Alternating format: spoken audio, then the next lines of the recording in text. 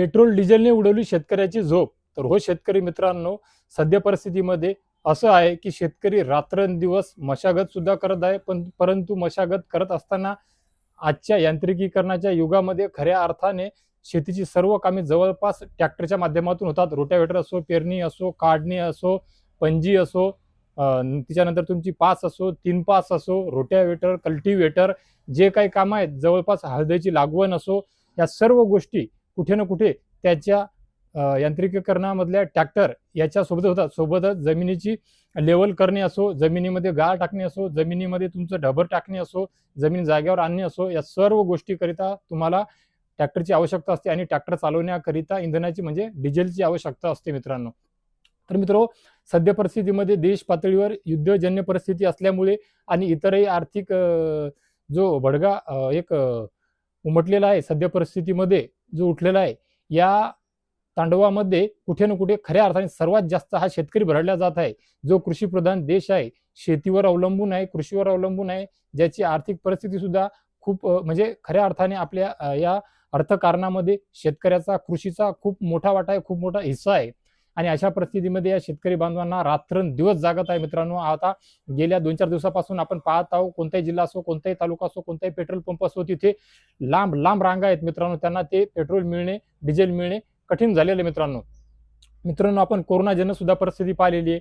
ज्याप्रमाणे कोरोनाजन्य परिस्थितीमध्ये ज्या अत्यावश्यक बाबी असतात, त्यानुसारच आज कृषी यांत्रिकीकरणाच्या उपयोगाकरिता, कृषी करण्याकरिता, शेतीकरिता डिझेलची खूप मोठ्या प्रमाणामध्ये आवश्यकता आहे मित्रांनो.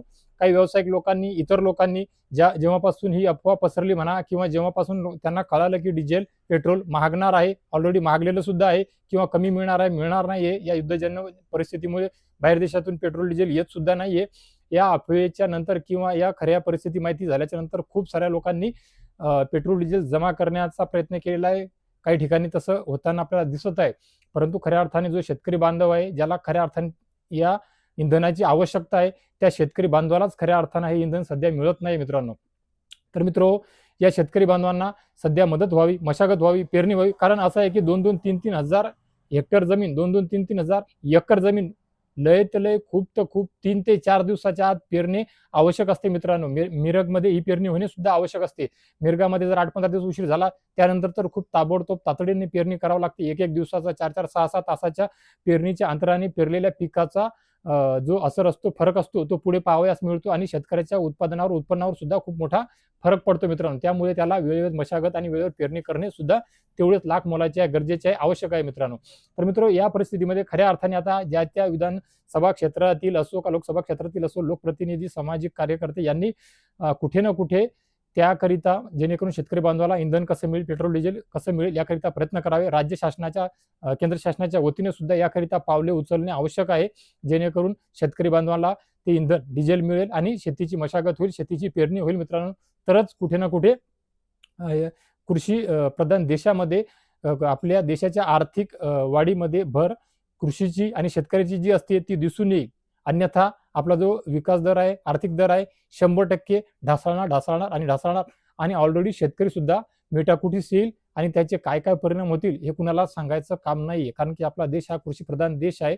खूप मोठ्या प्रमाणामध्ये शेती कसल्या जाते, राबवल्या जाते आणि त्यात शेतीच्या माल पिकावरच खूप मोठी उलाढाल होते मित्रांनो. तर शेतकरी बांधवांनी सुद्धा जेवढं शक्य होईल तेवढं आपल्या आपल्या भागातील सामाजिक कार्यकर्त्याशी, लोकप्रतिनिधीशी संपर्क साधावा आणि त्यांना विनम्र रिक्वेस्ट करावी की आम्हाला हे इंधन कसं उपलब्ध करून देता येईल ते पहा, उपलब्ध करून द्या आणि हे जे काही दिवस आपले मशागतीचे आणि पेरणीचे आहेत, हे काही दिवस काढून घ्या. भले काही जणांचं जिथे आवश्यकता कमी असेल किंवा जिथे व्यावसायिकता असेल, परंतु नफ्याचा धंदा असेल, त्या ठिकाणी हे पेट्रोल डिझेल कमी गेलं तरी हरकत नाही. परंतु कमीत कमी सध्या 15-3 हप्ते, महिनाभर शेतकरी बांधवांना हे डिझेल पुरवल्या गेलं पाहिजे. याकरिता आपला सर्व बांधवांच्या वतीने शेतकरी बांधवांनी लोकप्रतिनिधीकडे आणि शासनाकडे विनंती करणे आवश्यक आहे मित्रांनो. हे जर झालं तरच कुठे आपला हा आठवडा, 15-3 हप्ते, हे जे महिने आहेत आपले मशागतीचे, पेरणीचे, हे निघतील आणि शेत्या भरभरून हिरव्या दिसतील आणि पुढे दिवाळीच्या वेळेस तुम्हाला शेतकरी बांधवांना सर्वांना उत्पन्न होईल आणि कुठे ना कुठे महाराष्ट्र राज्याच्या आणि इतर राज्याप्रमाणे आपल्या सर्व देशातील जो आर्थिक विकास आहे तो विकास चांगल्या प्रकारे होताना आपल्याला दिसेल मित्रांनो. तर मित्र हो, याकरिता नक्कीच तुम्हाला हे प्रयत्न करावे लागतील मित्रांनो, याकरिताच हा व्हिडिओ बनवलेला आहे आणि आपल्या सर्वांपर्यंत मी हा व्हिडिओ पोहोचवण्याचा प्रयत्न केलेला आहे. ही विनवणी, हे आवाहन मी आपल्या सर्वांना करत आहे, सर्व शेतकरी मित्रांनो, शेतकरी बांधवांनो, शेतकरी पुत्रांनो. तर मित्र हो, मी सांगितल्याप्रमाणे किंवा या व्यतिरिक्त तुमच्याकडे काही सल्ले असतील, काही मार्गदर्शन असेल तुमच्याकडे या पर्यायाकरिता, कारण की बघा, आता पहिल्यासारखे सुतार सुद्धा राहिलेले नाही, बारा बलुतेदारी सुद्धा राहिलेली नाहीये, बैल सुद्धा राहिलेले नाहीये. ज्या ठिकाणी बैल आहेत ते 1-1 लाख रुपयाची जोडी आहेत मित्रांनो. जो शेतकरी अल्पभूधारक आहे, अत्यल्प भूधारक आहे, 2 एकराचा, 3 एकराचा, 5 एकराचा आहे, तो 1 लाख रुपयाची जोडी ठेवणे शक्य नाहीये. आणि याच्यापेक्षा जास्त जमीन असेल तर त्या ठिकाणी त्यांना मजूर सुद्धा मिळत नाही मित्रांनो. त्यामुळे आणि राज्य शासनाने आपल्याला सांगितल्याप्रमाणे उत्पन्न वाढवण्याकरिता, उत्पादन वाढवण्याकरिता यांत्रिकीकरणाची जी सुविधा दिलेली आहे ती शेतकरी बांधवांनी अवलंबण्याचा प्रयत्न केलेला आहे मित्रांनो. त्यामुळेच कुठे ना कुठे परत बैल, गुरंढोरं हे कमी झालेले आहेत मित्रांनो, शेतकऱ्याच्या धुऱ्यावरील, शेतकऱ्याच्या बांधावरील, शेतकऱ्याच्या खुट्यावरील.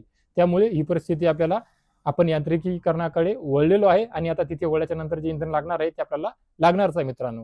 तर मित्र, मी सांगितल्याप्रमाणे तुम्हाला जर खरोखर तुमच्याकडे काही वेगळी योजना असेल, उपाययोजना असतील, मार्गदर्शन असतील, प्रतिक्रिया तुमच्या कमेंट बॉक्समध्ये नोंदवा, जेणेकरून सर्वांना पाहाव्यास मिळतील आणि सर्व भागापर्यंत, महाराष्ट्र राज्याभरापर्यंत तुमच्या प्रतिक्रिया, तुमचं मार्गदर्शन, तुमचं सजेशन, तुमचा सल्ला पोहोचेल आणि आपापल्या भागातील प्रतिनिधींना ते शेतकरी बांधव ह्या गोष्टी सांगतील आणि कुठे ना कुठे हा जो महिना आहे आपल्याला आवश्यक तो इंधन आपल्यापर्यंत पोहोचून घेतील आणि शेतीची कामे मार्गी लावण्याकरिता सर्व बांधवांना आपल्याला मदत होईल मित्रांनो. तर मित्र, या व्हिडिओमध्ये तुर्तास एवढेच. भेटूया एका नवीन व्हिडिओच्या माध्यमातून आमच्या नवीन उपयोगी माहितीसह. आणि माझ्या प्रत्येक व्हिडिओमध्ये मी अखेरीस सांगतो व्हिडिओच्या की भेटूया अजून एका गोड बातमीसह. तोपर्यंत धन्यवाद.